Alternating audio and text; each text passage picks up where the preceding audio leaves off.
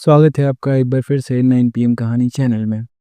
कहानियों के सफ़र में आज हम जिस कहानी को सुनने वाले हैं, उस कहानी का नाम है डिप्टी कलेक्टरी, जिसे लिखा है अमरकांत जी ने। शकलदीप बाबू कहीं 1 घंटे बाद वापस लौटे। घर में प्रवेश करने के पूर्व उन्होंने उसारे के कमरे में झांका। कोई भी मुवक्किल नहीं था और मुहर्रिर साहब भी गायब थे। वह भीतर चले गए और अपने कमरे के सामने उसारे में खड़े होकर बंदर की तरह आंखें मलका मलका कर उन्होंने रसोई घर की ओर देखा। उनकी पत्नी जमुना चौके के पास पीढ़े पर बैठी होठ पर होठ दबाए मुंह फुलाए तरकारी काट रही थी। वह मंद मंद मुस्कुराते हुए अपनी पत्नी के पास चले गए। उनके मुख पर असाधारण संतोष, विश्वास और उत्साह का भाव अंकित था। 1 घंटे पूर्व ऐसी बात नहीं थी। बात इस तरह आरंभ हुई। शकलदीप बाबू सवेरे दातौन कुल्ला करने के बाद अपने कमरे में बैठे ही थे कि जमुना ने एक तश्तरी में 2 जलेबियां नाश्ते के लिए सामने रख दी। वह बिना कुछ बोले जलपान करने लगे। जमुना पहले तो 1 आध मिनट चुप रही, फिर पति के मुख की ओर उड़ती नजर से देखने के बाद उसने बात छेड़ी। 2 3 दिन से बबुआ बहुत उदास रहते हैं। क्या? सिर उठाकर शकलदीप बाबू ने पूछा और उनकी भौहें तन गईं। जमुना ने व्यर्थ में मुस्कुराते हुए कहा, कल बोले इस साल डिप्टी कलेक्टर की बहुत सी जगह हैं, पर बाबूजी से कहते डर लगता है। कह रहे थे 2 4 दिन में फीस भेजने की तारीख बीत जाएगी। शकलदीप बाबू का बड़ा लड़का नारायण घर में बबुआ के नाम से ही पुकारा जाता था। उम्र उसकी लगभग 24 वर्ष की थी। पिछले 3 4 साल में बहुत सी परीक्षाओं में बैठने, एमएलए लोगों के दरवाजों के चक्कर लगाने तथा और भी उल्टे सीधे फन इस्तेमाल करने के बावजूद उसको अब तक कोई नौकरी नहीं मिल सकी थी। 2 बार डिप्टी कलेक्टरी के इम्तिहान में भी वह बैठ चुका था, पर दुर्भाग्य, अब एक अवसर उसे और मिलना था जिसको वह छोड़ना न चाहता था। और उसे विश्वास था कि चूंकि जगहें काफ़ी हैं और वह अब की जी जान से परिश्रम करेगा, इसलिए बहुत संभव है कि वह ले लिया जाए। शकलदीप बाबू मुख्तार थे, लेकिन इधर 1.5 2 साल से मुख्तारी की गाड़ी उनकी चलाए न चलती थी। बुढ़ौती के कारण अब उनकी आवाज़ में न वह तड़प रह गई थी, न शरीर में वह ताकत और न चाल में वह अकड़। इसलिए मुवक्किल उनके यहाँ कम ही पहुँचते, कुछ तो आकर भी भड़क जाते। इस हालत में वह राम का नाम लेकर कचहरी जाते, अक्सर कुछ पा जाते, जिससे दोनों जून चौका चूल्हा चल जाता। जमुना की बात सुनकर वह एकदम बिगड़ गए। क्रोध से उनका मुंह विकृत हो गया और वह सिर को झटकते हुए कटहा कुकुर की तरह बोले, तो मैं क्या करूं? मैं तो हैरान परेशान हो गया हूं। तुम लोग मेरी जान लेने पर तुले हुए हो। साफ साफ सुन लो, मैं 3 बार कहता हूं, मुझसे नहीं होगा, मुझसे नहीं होगा, मुझसे नहीं होगा। जमुना कुछ न बोली, क्योंकि वह जानती थी कि पति का क्रोध करना स्वाभाविक है। शकलदीप बाबू 1 2 क्षण चुप रहे, फिर दाएं हाथ को ऊपर नीचे नचाते हुए बोले, फिर इस बात की गारंटी ही क्या है कि इस दफे बाबू साहब ले ही लिए जाएंगे? मामूली एजी ऑफिस की कलरगी में तो पूछे नहीं गए, डिप्टी कलेक्टरी में कौन पूछेगा? आप में क्या खूबी है साहब कि आप डिप्टी कलेक्टर हो ही जाएंगे? 3rd क्लास बीए आप हैं, 24 घंटे मटर गश्ती आप करते हैं, दिन रात सिगरेट आप फूकते हैं। आप में कौन से सुरखाब के पर लगे हैं? बड़े बड़े बह गए, गधा पूछे कितना पानी। फिर करम करम की बात होती है। भाई, समझ लो तुम्हारे कर्म में नौकरी लिखी ही नहीं। अरे हाँ, अगर सभी कुकुर काशी ही सेवेंगे तो हड़िया कौन चाटेगा? डिप्टी कलेक्टरी, सच पूछो तो डिप्टी कलेक्टरी नाम से ही मुझे घृणा हो गई है। और उनके होठ भी चक गए। जमुना ने अब मृदु स्वर में उनके कथन का प्रतिवाद किया। ऐसी को भाषा मुंह से नहीं निकालनी चाहिए। हमारे लड़के में दोष ही कौन सा है? लाखों में एक है, सब्र की 100 धार। मेरा तो दिल कहता है इस बार बबुआ जरूर ले लिए जाएंगे। फिर पहली भूख प्यास का लड़का है, माँ बाप का सुख तो जानता ही नहीं। इतना भी नहीं होगा तो उसका दिल टूट जाएगा। यूं ही न मालूम क्यों हमेशा उदास रहता है। ठीक से खाता पीता नहीं, ठीक से बोलता नहीं, पहले की तरह गाता गुनगुनाता नहीं। न मालूम मेरे लाडले को क्या हो गया है। अंत में उसका गला भर आया। और वह दूसरी ओर मुंह करके आंखों में आए आंसुओं को रोकने का प्रयास करने लगी। जमुना को रोते हुए देखकर शकीलदीप बाबू आपे से बाहर हो गए। क्रोध और व्यंग से मुंह चिढ़ाते हुए बोले, लड़का है तो लेकर चाटो, सारी खुराफात की जड़ तुम ही हो और कोई नहीं। तुम मुझे जिंदा रहने देना ही नहीं चाहती। जिस दिन मेरी जान निकलेगी तब तुम्हारी छाती ठंडी होगी। वे हांफने लगे। उन्होंने जमुना पर निर्दयतापूर्वक ऐसा जबरदस्त आरोप किया था जिसे वह सह न सकी। रोती हुई बोली, अच्छी बात है, अब मैं सारी खुराफात की जड़ हूं तो मैं कमीनी की बच्ची। जो आज से कोई बात रुलाई के मारे वह आगे न बोल सकी और तेजी से कमरे से बाहर निकल गई। शकलदीप बाबू कुछ नहीं बोले बल्कि वहीं बैठे रहे। मुंह उनका तना हुआ था और गर्दन टेढ़ी हो गई थी। एक आध मिनट तक उसी तरह बैठे रहने के पश्चात वह जमीन पर पड़े अखबार के एक फटे पुराने टुकड़े को उठाकर इस तल्लीनता से पढ़ने लगे जैसे कुछ भी ना हुआ हो। लगभग 15-20 मिनट तक वह इसी तरह पढ़ते रहे। फिर अचानक उठ खड़े हुए। उन्होंने लुंगी की तरह लिपटी धोती को खोलकर ठीक से पहन लिया और ऊपर से अपना पारसी कोट डाल लिया जो कुछ मैला हो गया था और जिसमें 2 चिप्पियां लगी थीं, और पुराना पंप शू पहन हाथ में छड़ी लेकर 1-2 बार खांस कर बाहर निकल गए।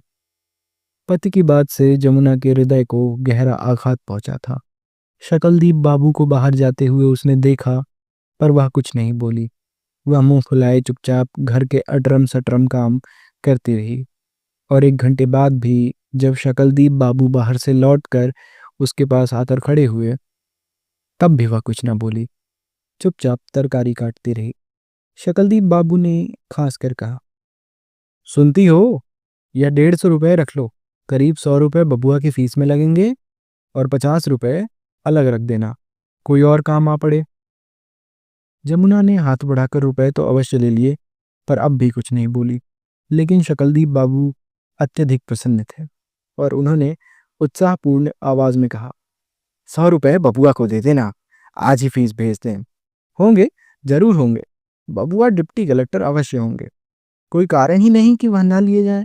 लड़के के जहन में कोई खराबी थोड़ी है। राम राम। नहीं नहीं, चिंता की कोई बात नहीं। नारायण जी इस बार भगवान की कृपा से डिप्टी कलेक्टर अवश्य होंगे। जमुना अब भी चुप रही और रुपयों को ट्रंक में रखने के लिए उठकर अपने कमरे में चली गई। शकलदीप बाबू अपने कमरे की ओर लौट पड़े पर कुछ दूर जाकर फिर घूम पड़े और जिस कमरे में जमुना गई थी उसके दरवाजे के सामने आकर खड़े हो गए और जमुना को ट्रंक में रुपए बंद करते हुए देखते रहे। फिर बोले, गलती किसी की नहीं, सारा दोष तो मेरा है। देखो ना, मैं बाप होकर कहता हूँ कि लड़का नाकाबिल है। नहीं नहीं, सारी खुराफात की जड़ मैं ही हूँ और कोई नहीं। 1-2 क्षण वह खड़े रहे लेकिन तब भी जमुना ने कोई उत्तर नहीं दिया। तो कमरे में जाकर वह अपने कपड़े उतारने लगे। नारायण ने उसी दिन डिप्टी कलेक्टरी की फीस और फार्म भेज दिए। दूसरे दिन आदत के खिलाफ प्रातःकाल ही शकलदीप बाबू की नींद उचट गई। वे हड़बड़ाकर आंखें मलते हुए उठ खड़े हुए और बाहर उसारे में आकर चारों ओर देखने लगे। घर के सभी लोग निद्रा में निमग्न थे। सोए हुए लोगों की सांसों की आवाज और मच्छरों की भन भन साफ सुनाई दे रही थी। चारों ओर अंधेरा था लेकिन बाहर के कमरे से धीमी रोशनी आ रही थी। शकलदीप बाबू चौंक पड़े और पैरों को दबाए कमरे की ओर बढ़े। उनकी उम्र 50 के ऊपर होगी। वे गोरे, नाटे और दुबले पतले थे। उनके मुख पर अनगिनत रेखाओं का जाल बुना था और उनकी बाहों और गर्दन पर चमड़े झूल रहे थे। दरवाजे के पास पहुंचकर उन्होंने पंजे के बल खड़े हो होंठ दबाकर कमरे के अंदर झांका। उनका लड़का नारायण मेज पर रखी लालटेन के सामने सिर झुकाए ध्यानपूर्वक कुछ पढ़ रहा था। शकलदीप बाबू कुछ देर तक आंखों को सआश्चर्य फैलाकर अपने लड़के को देखते रहे, जैसे किसी आनंददायी रहस्य का उन्होंने अचानक पता लगा लिया हो। फिर वे चुपचाप धीरे से पीछे हट गए और वहीं खड़े होकर जरा मुस्कुराए। फिर दबे पांव धीरे धीरे वापस लौटे और अपने कमरे के सामने उसारे के किनारे खड़े होकर आसमान को उत्सुकतापूर्वक निहारने लगे। उनकी आदत 6 साढ़े 6 बजे से पहले उठने की नहीं थी, लेकिन आज उठ गए थे। तो मन अप्रसन्न नहीं हुआ। आसमान में तारे अब भी चटख दिखाई दे रहे थे और बाहर के पेड़ों को हिलाती हुई और खपड़े को स्पर्श करके आंगन में न मालूम किस दिशा से आती जाती हवा उनको आनंदित और उत्साहित कर रही थी। वह पुनः मुस्कुरा पड़े और उन्होंने धीरे से फुसफुसाया, चलो अच्छा ही है। और अचानक उनमें न मालूम कहाँ का उत्साह आ गया। उन्होंने उसी समय ही दातौन करना शुरू कर दिया। इन कार्यों से निपटने के बाद भी अंधेरा ही रहा तो बाल्टी में पानी भरा और उसे गुसलखाने में ले जाकर स्नान करने लगे। स्नान से निवृत्त होकर जब वह बाहर निकले तो उनके शरीर में एक अपूर्व ताजगी और मन में एक अवर्णनीय उत्साह था। यद्यपि उन्होंने अपने सभी कार्य चुपचाप करने की कोशिश की थी, तो भी देह दुर्बल होने के कारण कुछ खटपट हो गई, जिसके परिणाम स्वरूप उनकी पत्नी की नींद खुल गई। जमुना को तो पहले चोर वोर का संदेह हुआ, लेकिन उसने झटपट आकर जब देखा तो आश्चर्यचकित हो गई। शकलदीप बाबू आंगन में खड़े खड़े आकाश को निहार रहे थे। जमुना ने चिंतातुर स्वर में कहा, इतने जल्दी स्नान की क्या जरूरत थी? इतना सवेरे तो कभी भी नहीं उठा जाया जाता था। कुछ हो हवा गया तो? शकलदीप बाबू झेप गए। झूठी हंसी हंसते हुए बोले, धीरे धीरे बोलो भाई, बबुआ पढ़ रहे हैं। जमुना बिगड़ गई। धीरे धीरे क्यों बोलूं? इसी लक्षण से पर साल बीमार पड़ जाया गया था। शकलदीप बाबू को आशंका हुई कि इस तरह बातचीत करने से तकरार बढ़ जाएगा, शोर शराबा होगा, इसलिए उन्होंने पत्नी की बात का कोई उत्तर नहीं दिया। वह पीछे घूम पड़े और अपने कमरे में आकर लालटेन जलाकर चुपचाप रामायण का पाठ करने लगे। पूजा समाप्त करके जब वे उठे तो उजाला हो गया था। वे कमरे से बाहर निकल आए। घर के बड़े लोग तो जाग गए थे, पर बच्चे अभी तक सोए थे। जमुना भंडार घर में कुछ खटर पटर कर रही थीं। शकलदीप बाबू ताड़ गए और वह भंडार घर के दरवाजे के सामने खड़े हो गए और कमर पर दोनों हाथ रखकर कुतूहल से अपनी पत्नी को कुंडे में से चावल निकालते हुए देखते रहे। कुछ देर बाद उन्होंने प्रश्न किया, नारायण की अम्मा, आजकल तुम्हारा पूजा पाठ नहीं होता क्या? और चेप कर वे मुस्कुराए। शकलदीप बाबू इसके पूर्व सदा राधा स्वामियों पर बिगड़ते थे और मौका बेमौका उनकी कड़ी आलोचना भी करते थे। इसको लेकर औरतों में कभी कभी रोना पीटना तक भी हो जाता था। इसलिए आज भी जब शकलदीप बाबू ने पूजा पाठ की बात की तो जमुना ने समझा कि वे व्यंग कर रहे हैं। उसने भी प्रत्युत्तर दिया, हम लोगों को पूजा पाठ से क्या मतलब, हमको तो नरक में ही जाना है, जिनको स्वर्ग जाना है वे करें। लो बिगड़ गई? शकलदीप बाबू मन मन मुस्कुराते हुए झट से बोले, अरे मैं मजाक थोड़ी कर रहा था, मैं बड़ी गलती पर था। राधा स्वामी तो बड़े प्रभावशाली देवता हैं। जमुना को राधा स्वामी को देवता कहना बहुत बुरा लगा और वे तिनक कर बोली, राधा स्वामी को देवता कहते हैं? वे तो परमपिता परमेश्वर हैं। उनका लोक सबसे ऊपर है, उसके नीचे ही ब्रह्मा विष्णु और महेश के लोग आते हैं। ठीक है, लेकिन कुछ पूजा पाठ भी करोगी? सुनते हैं सच्चे मन से राधा स्वामी की पूजा करने से सभी मनोरथ सिद्ध हो जाते हैं। शकलदीप बाबू उत्तर देकर कांपते होठों में मुस्कुराने लगे। जमुना ने पुनः भूल सुधार किया, इसमें दिखाना थोड़े होता है, मन में नाम ले लिया जाता है, सभी मनोरथ बन जाते हैं और मरने के बाद आत्मा परमपिता में मिल जाती है, फिर 84 नहीं भुगतना पड़ता। शकलदीप बाबू ने सोत्साह कहा, ठीक है, बहुत अच्छी बात है, जरा और सवेरे उठकर नाम ले लिया करो। सुबह नहाने से तबीयत दिन भर साफ रहती है। कल से तुम भी शुरू कर दो। मैं तो अभागा था कि मेरी आंखें आज तक बंद रहीं। खैर कोई बात नहीं, अब भी कुछ नहीं बिगड़ा है, कल से तुम भी सवेरे 4 बजे उठ जाना। उनको भय हुआ कि जमुना कहीं उनके प्रस्ताव का विरोध न करे, इसलिए इतना कहने के बाद वे पीछे घूमकर खिसक गए। लेकिन अचानक कुछ याद करके वे लौट पड़े। पास आकर उन्होंने पत्नी से मुस्कुराते हुए पूछा, बबुआ के लिए नाश्ते का इंतजाम क्या करोगी? जो रोज होता है वही होगा, और क्या? उदासीनता पूर्वक जमुना ने उत्तर दिया। ठीक है, लेकिन आज हलवा क्यों नहीं बना लेती? घर का बना सामान अच्छा होता है, और कुछ मेवे मंगा लो। हलवे के लिए घी नहीं है। फिर इतने पैसे कहाँ हैं? जमुना ने मजबूरी जाहिर की। 50 रुपए तो बचे हैं ना, उनमें से खर्च करो। अन्न जल का शरीर, लड़के को ठीक से खाने पीने को ना मिलेगा तो वह इम्तहान क्या देगा। रुपए की चिंता मत करो, मैं अभी जिंदा हूँ। इतना कहकर शकलदीप बाबू ठहाका लगाकर हंस पड़े। वहां से हटने के पूर्व वह पत्नी को भी यह हिदायत देते गए, एक बात और करो, तुम लड़के लोगों से डांट कर कह देना कि वे बाहर के कमरे में जाकर बाजार ना लगाएं, नहीं तो मार पड़ेगी। हाँ, पढ़ने में बाधा पहुंचेगी। दूसरी बात यह है कि बबुआ से कह देना वे बाहर के कमरे में बैठकर इत्मीनान से पढ़ें, मैं बाहर सहन में बैठ लूंगा। शकलदीप बाबू सवेरे 1 डेढ़ घंटे बाहर के कमरे में बैठते थे। वहां वे मुवक्किलों के आने की प्रतीक्षा करते और उन्हें समझाते बुझाते। और वह उस दिन सचमुच ही मकान के बाहर पीपल के पेड़ के नीचे, जहां पर्याप्त छाया रहती थी, एक मेज और कुर्सियां लगाकर बैठ गए। जान पहचान के लोग वहां से गुजरे तो उन्हें वहां बैठे देखकर आश्चर्य हुआ। जब सड़क से गुजरते हुए बब्बन लाल पेशकार ने उनसे पूछा, भाई साहब, आज क्या बात है? तो उन्होंने जोर से चिल्लाकर कहा, भीतर बड़ी गर्मी है। और उन्होंने जोकर की तरह मुंह बना दिया और अंत में ठहाका मारकर हंस पड़े, जैसे कोई बहुत बड़ा मजाक कर दिया हो। शाम को जहां रोज वह पहले ही कचहरी से आ जाते थे, उस दिन देर से लौटे। उन्होंने पत्नी के हाथ में 4 रुपए तो दिए ही, साथ ही 2 सेब और कैंची सिगरेट के 5 पैकेट भी बढ़ा दिए। सिगरेट क्या होगी? जमुना ने साश्चर्य पूछा। तुम्हारे लिए है, शकलदीप बाबू ने धीरे से कहा और दूसरी ओर देखकर मुस्कुराने लगे, लेकिन उनका चेहरा शर्म से कुछ तमतमा गया।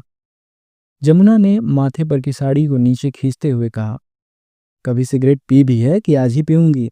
इस उम्र में मजाक करते हुए लाज नहीं आती? शकलदीप बाबू कुछ बोले नहीं और थोड़ा मुस्कुराकर इधर उधर देखने लगे।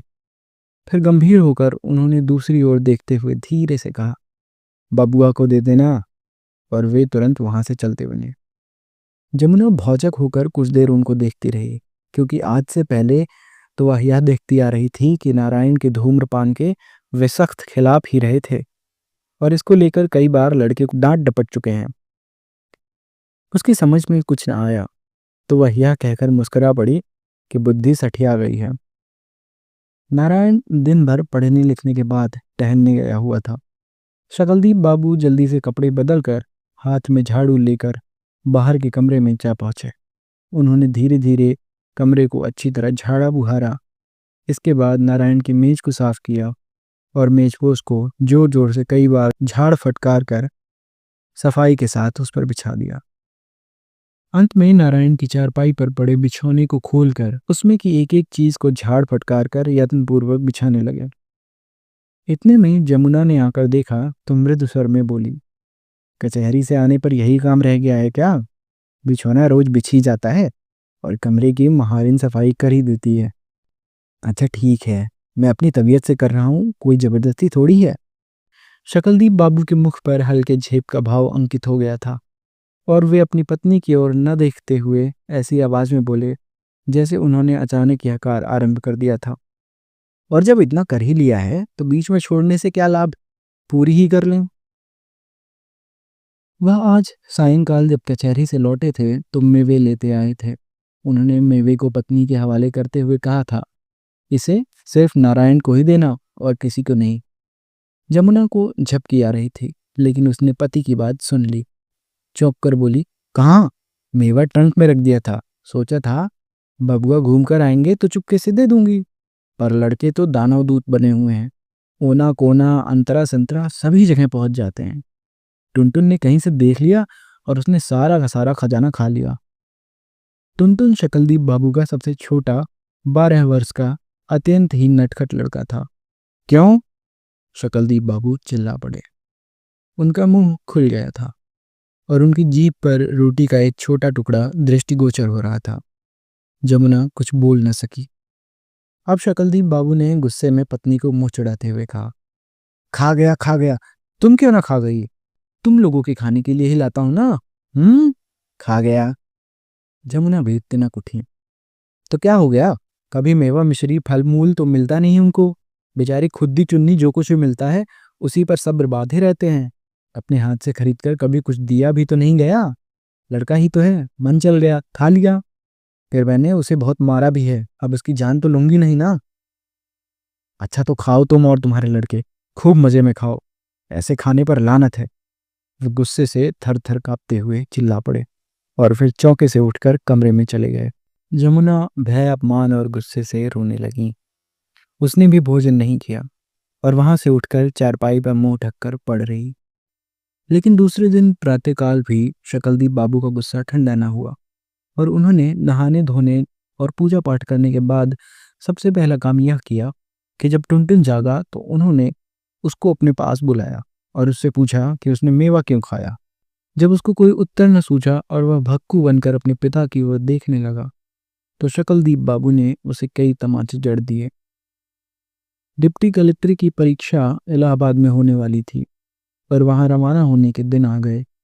इस बीच नारायण ने इतना अधिक परिश्रम किया कि सभी आश्चर्यचकित थे। वह 18-19 घंटे तक पढ़ता। उसकी पढ़ाई में कोई बाधा उपस्थित नहीं होने पाती, बस उसे पढ़ना था। उसका कमरा साफ मिलता, उसका बिछाना बिछा मिलता, दोनों जून गांव के शुद्ध घी के साथ दाल भात रोटी तरकारी मिलती। शरीर की शक्ति और दिमाग की ताजगी को बनाए रखने के लिए नाश्ते में सवेरे हलवा दूध और शाम को मेवे और फल। और तो और लड़की की तबीयत ना उचटे इसलिए सिगरेट की भी समुचित व्यवस्था थी। जब सिगरेट के पैकेट खत्म होते तो जमुना उसके पास 4-5 पैकेट और रखाती। जिस दिन नारायण को इलाहाबाद जाना था, शकलदीप बाबू की उस दिन छुट्टी थी और वे सवेरे ही घूमने निकल गए थे। वे कुछ देर तक कंपनी गार्डन में घूमते रहे, फिर वहां तबीयत न लगी तो नदी के किनारे पहुंच गए। वहां भी मन न लगा तो अपने परम मित्र कैलाश बिहारी मुख्तार के यहाँ चली गए। वहां बहुत देर तक गप छड़ाका करते रहे और जब गाड़ी का समय निकट आया तो जल्दी जल्दी घर आए। गाड़ी 9 बजे खुलती थी। जमुना तथा नारायण की पत्नी निर्मला ने सवेरे ही उठकर जल्दी जल्दी खाना बना लिया था। नारायण ने खाना खाया और सबको प्रणाम कर स्टेशन को चल पड़ा। शकलदीप बाबू ही स्टेशन गए। नारायण को विदा करने के लिए उसके 4-5 मित्र भी स्टेशन पर पहुंचे थे। जब तक गाड़ी नहीं आई, नारायण प्लेटफॉर्म पर उन मित्रों से बातें करता रहा। शकलदीप बाबू अलग खड़े इधर उधर इस तरह देखते रहे जैसे नारायण से उनका कोई परिचय ही ना हो। और जब गाड़ी आई और नारायण अपने पिता तथा मित्रों के सहयोग से गाड़ी में पूरे सामान के साथ चढ़ गया तो शकलदीप बाबू वहां से धीरे से खिसक गए और व्हीलर के बुक स्टॉल पर जाकर खड़े हो गए। बुक स्टॉल का आदमी जान पहचान का था। उसने नमस्कार करके पूछा, कहिए मुख्तार साहब, आज कैसे आना हुआ? शकलदीप बाबू ने संतोषपूर्वक मुस्कुराते हुए उत्तर दिया, लड़का इलाहाबाद जा रहा है, डिप्टी कलेक्टरी का इम्तहान देने। शाम तक पहुंच जाएगा। डेढ़े दर्जे के पास जो डिब्बा है ना, उसी में है। नीचे जो 4-5 लड़के खड़े हैं वे उसके मित्र हैं। सोचा भाई हम लोग बूढ़े ठहरे, लड़के इम्तहान इम्तहान की बात कर रहे होंगे, क्या समझेंगे, इसलिए इधर चला आया। उनकी आंखें हास्य से संकुचित हो गईं। वहां वे थोड़ी देर तक रहे। उसके बाद जाकर घड़ी में समय देखा। कुछ देर तक तार घर के बाहर तार बाबू को खटर पटर करते हुए निहारा और फिर वहां से हटकर रेलगाड़ियों के आने जाने का टाइम टेबल पढ़ने लगे। लेकिन उनका ध्यान संभवतः गाड़ी की ओर ही था, क्योंकि जब ट्रेन खुलने की घंटी बजी तो वहां से भागकर नारायण के मित्रों के पीछे आ खड़े हुए। नारायण ने जब उनको देखा तो उसने झटपट नीचे उतरकर पैर छुए। खुश रहो बेटा, भगवान तुम्हारी मनोकामना पूरी करे, उन्होंने लड़के से बुदबुदाकर कहा और दूसरी ओर देखने लगे। नारायण बैठ गया और अब गाड़ी खुलने ही वाली थी। अचानक शकलदीप बाबू का दाहिना हाथ उनके कोट की जेब में से कोई चीज लगभग बाहर निकाल ही लाया था और वह कुछ आगे भी बढ़े, लेकिन फिर न मालूम क्या सोचकर रुक गए। उनका चेहरा तमतमा सा गया और जल्दबाजी में वे इधर उधर देखने लगे। गाड़ी सीटी देकर खुल गई तो शकलदीप बाबू चौंक उठे। उन्होंने जेब में से वह चीज निकालकर मुट्ठी में बांध ली और उसे नारायण को देने के लिए दौड़ पड़े। वे दुर्बल और बूढ़े आदमी थे, इसलिए उनसे तेज क्या दौड़ा जाता। वे पैरों में फुर्ती लाने के लिए अपने हाथों को इस तरह भाज रहे थे जैसे कोई रोगी मरियल लड़का अपने साथियों के बीच खेल कूद के दौरान कोई हल्की फुल्की शरारत करने के बाद तेजी से दौड़ने के लिए गर्दन को झुकाकर हाथों को चक्र की तरह घुमाता है। उनके पैर थप थप की आवाज़ के साथ प्लेटफॉर्म पर गिर रहे थे और उनकी हरकतों का उनके मुख पर कोई विशेष प्रभाव दृष्टिगोचर नहीं हो रहा था। बस यही मालूम होता था कि वे कुछ परेशान हैं। प्लेटफॉर्म पर एकत्रित लोगों का ध्यान उनकी ओर आकर्षित हो गया। कुछ लोगों ने मौज में आकर जोर से ललकारा, कुछ ने किलकारियां मारी और कुछ लोगों ने दौड़ के प्रति उनकी तटस्थ मुद्रा को देखकर बेतहाशा हंसना शुरू कर दिया। लेकिन यह उनका सौभाग्य ही था कि गाड़ी अभी खुली ही थी और स्पीड में नहीं आई थी। परिणामतः उनका हास्यजनक प्रयास सफल हुआ और उन्होंने डिब्बे के सामने पहुंचकर उत्सुक और चिंतित मुद्रा में डिब्बे से सिर निकालकर झांकते हुए नारायण के हाथ में एक पुड़िया देते हुए कहा, बेटा, इसे श्रद्धा के साथ खा लेना, भगवान शंकर का प्रसाद है। पुड़िया में कुछ बताशे थे जो उन्होंने कल शाम को पुड़िया में कुछ बताशे थे जो कल उन्होंने शाम को शिव जी को चढ़ाए थे और जिसे पता नहीं क्यों नारायण को देना भूल गए थे। नारायण के मित्र कुतूहल से मुस्कुराते हुए उनकी ओर देख रहे थे और जब वे पास आ गए तो एक ने पूछा, बाबूजी, क्या बात थी, हमसे कह देते। सकलदीप बाबू ने कहा, कोई बात नहीं, कुछ रुपए ही थे, सोचा मैं ही दे दूं। यह कहते हुए तेजी से आगे बढ़ गए। परीक्षा समाप्त होने के बाद नारायण घर वापस आ गया। तो उसने सचमुच पर्चे बहुत अच्छे किए थे और उसने घर वालों से साफ साफ कह दिया कि यदि कोई बेईमानी ना हुई तो वह इंटरव्यू में अवश्य बुलाया जाएगा। घर वालों की बात तो दूसरी थी, लेकिन जब मोहल्ले और शहर के लोगों ने ये बात सुनी तो उन्होंने विश्वास नहीं किया। लोग व्यंग में कहने लगे, हर साल तो यही कहते हैं बच्चों, वे कोई दूसरे होते हैं जो इंटरव्यू में बुलाए जाते हैं। लेकिन बात नारायण ने झूठ नहीं कही थी, क्योंकि एक दिन उसके पास सूचना आई कि उसको इलाहाबाद में प्रादेशिक लोक सेवा आयोग के समक्ष इंटरव्यू के लिए उपस्थित होना है। ये समाचार बिजली की तरह सारे शहर में फैल गया। बहुत साल बाद इस शहर से कोई लड़का डिप्टी कलेक्टर के इंटरव्यू के लिए बुलाया गया था। लोगों में आश्चर्य का ठिकाना ही न रहा। सायंकाल कचहरी से आने पर शकलदीप बाबू सीधे आंगन में जा खड़े हो गए और जोर से ठठाकर हंस पड़े। फिर कमरे में जाकर कपड़े उतारने लगे। शकलदीप बाबू ने कोट को खूंटी पर टांगते हुए लपक कर आती हुई जमुना से कहा, अब करो ना राज, हमेशा शोर मचाए रहती थी कि ये नहीं है वो नहीं है। ये मामूली बात नहीं है कि बबुआ इंटरव्यू में बुलाए गए हैं, आया ही समझो। जब आ जाए तभी ना, जमुना ने कंजूसी से मुस्कुराते हुए कहा। शकलदीप बाबू थोड़ा हंसते हुए बोले, तुमको अब भी संदेह है? लो, मैं ही कहता हूं कि बबुआ जरूर आएंगे, जरूर आएंगे। नहीं आए तो मैं अपनी मूंछ मुड़वा दूंगा। और कोई कहे या ना कहे, मैं तो ये बात पहले से ही जानता हूँ। अरे मैं ही क्यों, सारा शहर यही कहता है। अंबिका बाबू वकील मुझे बधाई देते हुए बोले, इंटरव्यू में बुलाए जाने का मतलब यही है कि अगर इंटरव्यू थोड़ा भी अच्छा हुआ तो चुनाव निश्चित है। मेरी आंख में दम आ गया था, जो भी सुनता बधाई देने चला आता। मोहल्ले के लड़के भी मुझे आकर बधाई दे गए हैं। जानकी, कमल और गौरी तो अभी अभी गए हैं। जमुना ने स्वप्निल आंखों से अपने पति को देखते हुए सूचना दी। अरे तुम डिप्टी कलेक्टर की माँ हो ना जी। इतना कहकर शकलदीप बाबू ठहाका मारकर हंस पड़े। जमुना कुछ नहीं बोली, बल्कि उन्होंने मुस्की काटकर साड़ी का पल्ला सिर के आगे थोड़ा और खींचकर मुंह टेढ़ा कर लिया। शकलदीप बाबू ने जूते निकालकर चारपाई पर बैठते हुए धीरे से कहा, अरे भाई, हमको तुमको क्या लेना है, एक कोने में पड़कर राम नाम जपा करेंगे। लेकिन मैं तो अभी ये सोच रहा हूँ कि कुछ साल तक और मुख्तारी करूँगा। नहीं, यही ठीक रहेगा।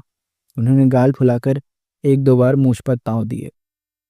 जमुना ने इसका प्रतिवाद किया, लड़का मानेगा थोड़े, खींच ले जाएगा। हमेशा ये देखकर उसकी छाती फटती रहती है कि बाबूजी इतनी मेहनत करते हैं और वह कुछ भी मदद नहीं करता। कुछ कह रहा था क्या? शकलदीप बाबू ने धीरे से पूछा और पत्नी की ओर न देखकर दरवाजे के बाहर मुंह बनाकर देखने लगे। जमुना ने आश्वासन दिया, मैं जानती नहीं क्या, उसका चेहरा बताता है। बाप को इतना काम करते देखकर उसको कुछ अच्छा थोड़े लगता है। अंत में उसने नाक सुड़क लिया। नारायण 15 दिन बाद इंटरव्यू देने गया और उसने इंटरव्यू भी काफ़ी अच्छा किया। वह घर वापस आ गया तो उसके हृदय में अत्यधिक उत्साह था और जब उसने बताया कि जहां और लड़कों का 15-20 मिनट तक ही इंटरव्यू हुआ और उसका पूरे 50 मिनट तक इंटरव्यू होता रहा और उसने सभी प्रश्नों का संतोषजनक उत्तर दिए, तो अब यह सभी ने मान लिया कि नारायण का लिया जाना निश्चित है। दूसरे दिन कचहरी में फिर वकीलों और मुख्तारों ने शकलदीप बाबू को बधाइयाँ दी और विश्वास प्रकट किया कि नारायण अवश्य चुन लिया जाएगा। शकलदीप बाबू मुस्कुराकर धन्यवाद देते और लगे हाथों नारायण के व्यक्तिगत जीवन की एक दो बातें भी सुना देते और अंत में सिर को आगे बढ़ाकर फुसफुसाहट में दिल का राज प्रकट करते। आपसे कहता हूँ, पहले मेरे मन में शंका थी, शंका क्या 16 आने शंका थी, लेकिन आप लोगों की दुआ से अब वह दूर हो गई है। जब वे घर लौटे तो नारायण, गौरी और कमल दरवाजे के सामने खड़े बातें कर रहे थे। नारायण इंटरव्यू के संबंध में ही कुछ बता रहा था। वह अपने पिताजी को आता देखकर धीरे धीरे बोलने लगा। शकलदीप बाबू चुपचाप वहां से गुजर गए, लेकिन 2-3 ही गज आगे गए होंगे कि गौरी की आवाज उनको सुनाई पड़ी। अरे तुम्हारा हो गया, अब तुम मौज करो।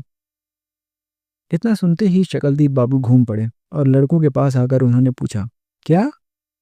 उनकी आंखें संकुचित हो गई थीं। उनकी मुद्रा ऐसी हो गई थी जैसे किसी महफिल में जबरदस्ती घुस आए हों। लड़के एक दूसरे को देखकर शिष्टतापूर्वक होठों में मुस्कुराए। फिर गौरी ने अपने कथन को स्पष्ट किया। मैं कह रहा था नारायण से बाबूजी कि उनका चुना जाना निश्चित ही है। शकलदीप बाबू ने सड़क से गुजरती हुई एक मोटर को गौर से देखने के बाद धीरे धीरे कहा, हाँ देखिए ना, जहाँ एक से एक धुरंधर लड़के पहुंचते हैं, सबसे तो 20 मिनट ही इंटरव्यू होता है, पर इनसे पूरे 50 मिनट। अगर नहीं लेना होता तो 50 मिनट तक तंग करने की क्या जरूरत थी? 5-10 मिनट पूछताछ करके। गौरी ने सिर हिलाकर उनके कथन का समर्थन किया और कमल ने कहा, पहले का जमाना होता तो कहा भी नहीं जा सकता, लेकिन अब तो बेईमानी बेईमानी उतनी नहीं होती होगी। शकलदीप बाबू ने आंखें संकुचित करके हल्की फुल्की आवाज में पूछा, बेईमानी नहीं होती ना? हाँ, अब उतनी नहीं होती, पहली बात दूसरी थी, वह जमाना अब लद गया, गौरी ने उत्तर दिया। शकलदीप बाबू अचानक अपनी आवाज पर जोर देते हुए बोले, अरे अब कैसी बेईमानी साहब, गोली मारिए। अगर बेईमानी ही करनी होती तो इतनी देर तक इनका इंटरव्यू थोड़े होता। इंटरव्यू में बुलाया ही नहीं होता, और बुलाते भी तो 4-5 मिनट पूछताछ करके विदा कर देते। इसका किसी ने उत्तर नहीं दिया, तो वे मुस्कुराते हुए घूमकर घर में चले गए। घर में पहुंचने पर जमुना से बोले, बबुआ अभी से ही किसी अफसर की तरह लगते हैं। दरवाजे पर बबुआ, गौरी और कमल बातें कर रहे हैं।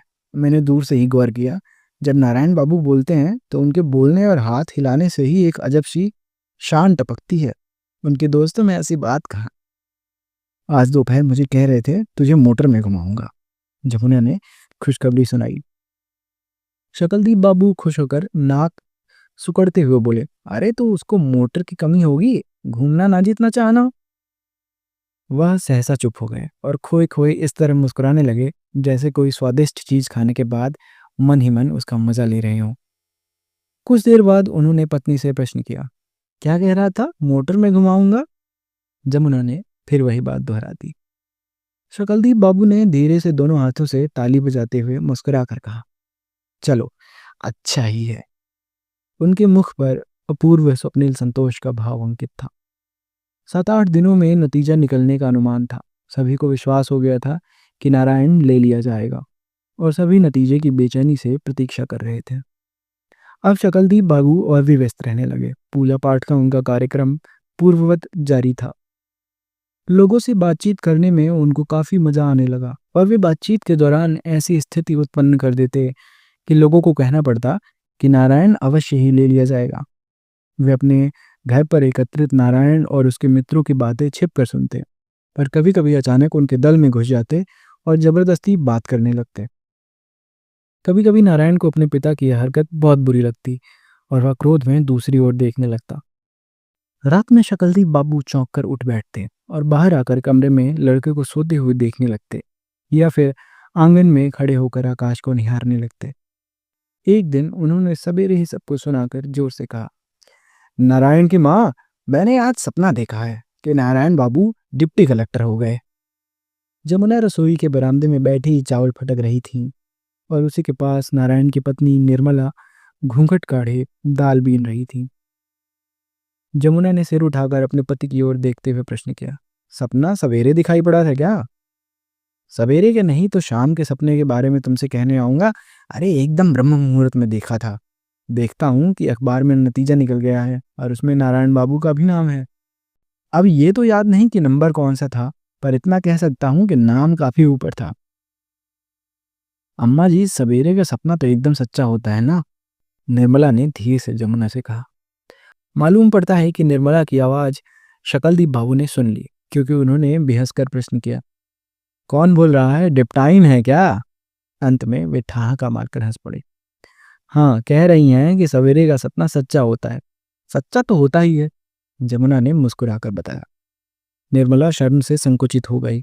उसने अपने बदन को सिकोड़ और पीठ को नीचे झुकाकर अपने मुंह को अपने दोनों घुटनों के बीच में छिपा लिया। अगले दिन भी सवेरे शकलदीप बाबू ने घर वालों को सूचना दी कि उन्होंने आज भी हूबहू वैसा ही सपना देखा है। जमुना ने अपनी नाक की ओर देखते हुए कहा, सवेरे का सपना तो हमेशा ही सच्चा होता है। जब बहू को लड़का होने वाला था, मैंने सवेरे सवेरे सपना देखा था कि कोई सरग की देवी हाथ में बालक लिए आसमान से आंगन में उतर रही हैं। बस मैंने समझ लिया कि लड़का ही है, और देखो, लड़का ही निकला। शकलदीप बाबू ने जोश में आकर कहा, और मान लो कि झूठ है, तो ये सपना एक दिन दिखाई पड़ता, दूसरे दिन भी हूबहू वही सपना क्यों दिखाई देता, फिर वह भी ब्रह्म मुहूर्त में? बहू ने भी ऐसा ही सपना आज सवेरे देखा है। डिप्टाइन ने भी? शकलदीप बाबू ने मुस्की काटते हुए कहा। हाँ, डिप्टाइन ने ही। ठीक सवेरे उन्होंने देखा कि एक बंगले में हम लोग रह रहे हैं और हमारे दरवाजे पर एक मोटर खड़ी है, जमुना ने उत्तर दिया। शकलदीप बाबू खोए खोए मुस्कुराते रहे, फिर बोले, अच्छी बात है, अच्छी बात है। एक दिन रात को लगभग 1 बजे शकलदीप बाबू ने उठकर पत्नी को जगाया और उसको अलग ले जाते हुए बेशर्म महाब्राह्मण की भांति हंसते हुए प्रश्न किया, कहो भाई, कुछ खाने को होगा? बहुत देर से नींद ही नहीं लग रही है, पेट कुछ मांग रहा है। पहले मैंने सोचा जाने हुई दो, ये कोई खाने का समय थोड़े है, पर इससे काम बनते न दिखा तो तुमको जगा रहा हूँ। शाम को खाया था, देखो सब पच गया है।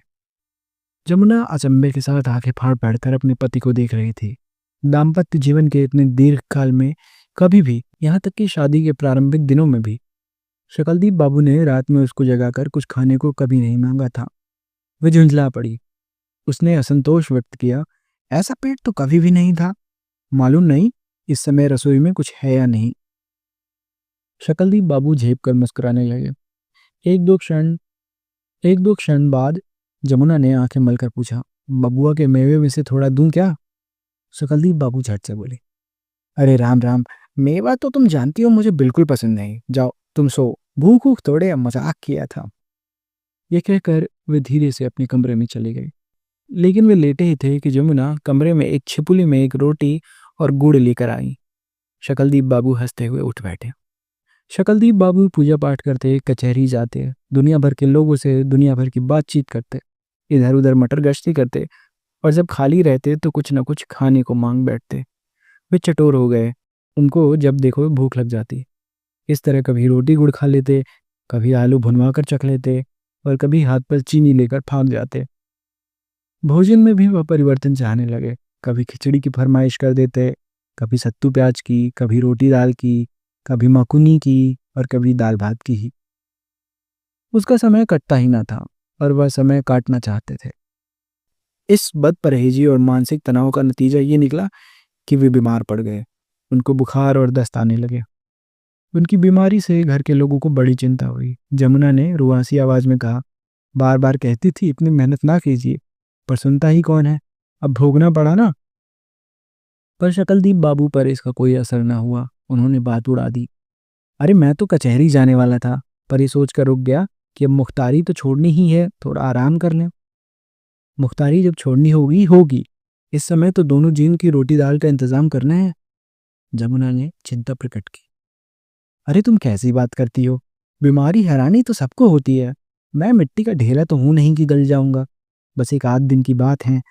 अगर बीमारी सख्त होगी तो मैं इस तरह टन टन कर बोलता। शकलदीप बाबू ने समझाया, और अंत में उनके होठों पर एक क्षीण मुस्कान खेल गई। वह दिन भर बेचैन रहे, कभी लेटते, कभी उठ बैठते, और कभी बाहर निकलकर टहलने लगते। लेकिन दुर्बल इतने हो गए थे कि 5-10 कदम चलते ही थक जाते और फिर कमरे में आकर लेटे रहते। करते करते शाम हुई, और जब शकलदीप बाबू को यह बताया गया कि कैलाश बिहारी मुख्तार उनका समाचार लेने आए हैं। तो वे उठ बैठे और झटपट चादर ओढ़, हाथ में छड़ी ले, पत्नी के लाख मना करने पर भी बाहर निकल आए। दस्त तो बंद हो गया था, पर बुखार अभी भी था। पर इतने ही समय में वे चिड़चिड़े हो गए थे। कैलाश बिहारी ने उनको देखते ही चिंतातुर स्वर में कहा, अरे, तुम कहाँ बाहर आ गए? मुझे ही भीतर बुला लेते। शकलदीप बाबू चारपाई पर बैठ गए और क्षीण हंसी हंसते हुए बोले, अरे, मुझे कुछ हुआ थोड़े है, सोचा आराम करने की ही आदत डाल लूं। ये कहकर वह अर्थपूर्ण दृष्टि से अपने मित्र को देखकर मुस्कुराने लगे। सब हालचाल पूछने के बाद कैलाश बिहारी ने प्रश्न किया, नारायण बाबू कहीं दिखाई नहीं दे रहे हैं, कहीं घूमने गए हैं क्या? शकलदीप बाबू ने बनावटी उदासीनता प्रकट करते हुए कहा, हाँ, गए होंगे कहीं। लड़के उनको छोड़ते भी तो नहीं, कोई ना कोई आकर लिवा जाता है। कैलाश बिहारी ने सराहना की, खूब हुआ साहब। मैं भी जब इस लड़के को देखता था, दिल में सोचता था कि यह आगे चलकर कुछ न कुछ जरूर होगा। वह तो साहब देखने से ही पता लग जाता है, चाल में और बोलने चालने के तरीके में कुछ ऐसा है कि चलिए, हम सब इस माने में बहुत भाग्यशाली हैं। शकलदीप बाबू इधर उधर देखने के बाद सिर को आगे बढ़ाकर सलाह मशवरे की आवाज में बोले, अरे भाई साहब, कहाँ तक बताऊं, अपने मुंह से क्या कहना, पर ऐसा सीधा साधा लड़का तो मैंने कहीं नहीं देखा। पढ़ने लिखने का तो इतना शौक कि चौबीसों घंटे पढ़ता रहे, मुंह खोलकर किसी से कोई भी चीज नहीं मांगता। कैलाश बिहारी ने भी अपने लड़के की तारीफ में कुछ बातें पेश कर दी। लड़के तो मेरे भी सीधे हैं, पर मझला लड़का शिवनाथ जितना गऊ है उतना कोई नहीं, ठीक नारायण बाबू की तरह है। नारायण तो उस जमाने का कोई ऋषि मुनि मालूम पड़ता है, शकलदीप बाबू ने गंभीरतापूर्वक कहा। बस उसकी एक ही आदत है, मैं उसकी माँ को मेवा दे देता हूँ और नारायण रात में अपनी माँ को जगाकर खाता है।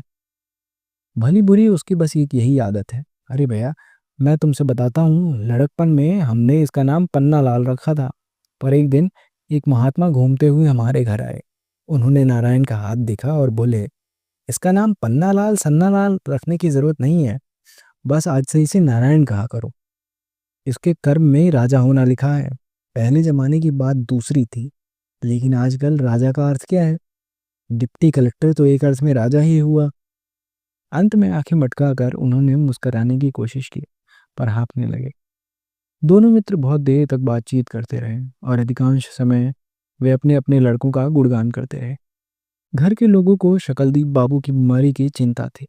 बुखार के साथ दस्त भी था, इसलिए वे बहुत कमजोर हो गए थे। लेकिन वह बात को यह कहकर उड़ा देते कि अरे, कुछ नहीं, एक दो दिन में अच्छा हो जाऊंगा। और एक वैद्य की कोई मामूली सस्ती दवा खाकर 2 दिन बाद वह अच्छे भी हो गए। लेकिन इनकी दुर्बलता पूर्व थी। जिस दिन डिप्टी कलेक्टरी का नतीजा निकला, वह रविवार का दिन था।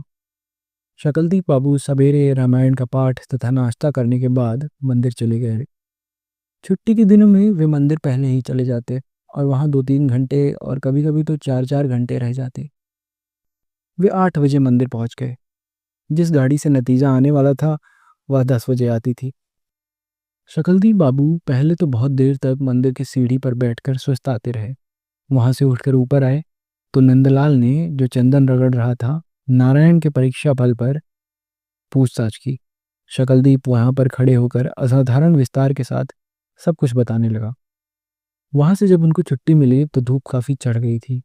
उन्होंने भीतर जाकर भगवान शिव के पिंड के समक्ष अपना माथा टेक दिया। काफी देर तक वह उसी तरह पड़े रहे। फिर उठकर उन्होंने चारों ओर घूम घूम कर मंदिर की घंटे बजाकर मंत्रोच्चारण किए और गाल बजाए। अंत में भगवान के समक्ष पुनः दंडवत कर बाहर निकले ही थे कि जंग बहादुर सिंह मास्टर ने शिव दर्शन के लिए मंदिर में प्रवेश किया और उन्होंने शकलदीप बाबू को देखकर आश्चर्य प्रकट किया। अरे मुख्तार साहब, घर नहीं गए? डिप्टी कलेक्टरी का नतीजा तो निकल आया। शकलदीप बाबू का हृदय धक से कर गया। उनके होठ कांपने लगे और कठिनता से मुस्कुराकर पूछा, अच्छा, कब आया? जंग बहादुर सिंह ने बताया, अरे 10 बजे की गाड़ी से आया। नारायण बाबू का नाम तो अवश्य है, लेकिन वे कुछ आगे बोल न सके। शकलदीप बाबू का हृदय जोरों से धक धक कर रहा था।